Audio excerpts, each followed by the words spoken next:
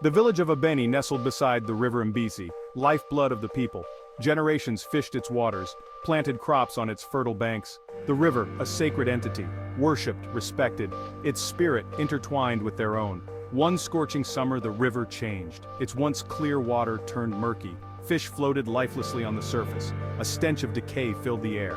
Panic gripped the villagers, their lifeline poisoned, their sustenance gone.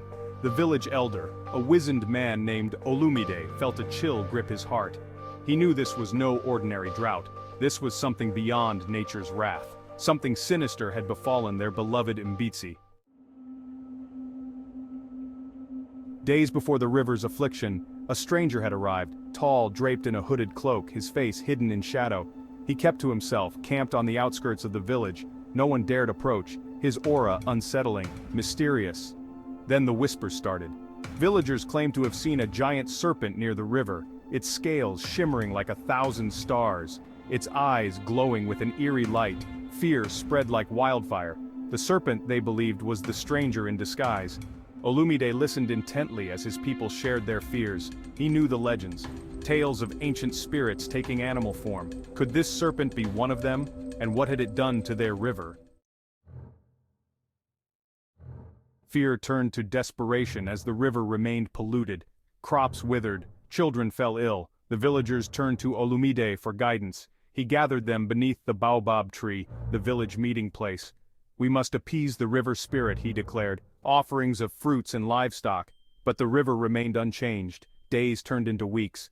The villagers grew restless, accusations flew. Some blamed the stranger, others whispered of a forgotten ritual, a transgression against the river spirit.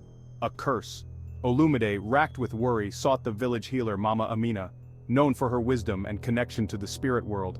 He relayed the events, the fear, the desperation. Mama Amina listened intently, her eyes closed. "The serpent," she finally spoke, her voice raspy but firm. "It seeks retribution. A wrong has been committed against it." She revealed an ancient prophecy, a tale of a sacred serpent, guardian of the river. Betrayed by a villager driven by greed, the serpent, in its rage, cursed the river. Only an act of selfless sacrifice, Mama Amina proclaimed, can appease the serpent and lift the curse. The villagers gasped. Sacrifice? Who amongst them would dare face the wrath of the serpent? A young fisherman, Adisa, stepped forward, known for his courage and love for the river. "I will face the serpent," he declared, "for the sake of my people, for the spirit of Mbisi."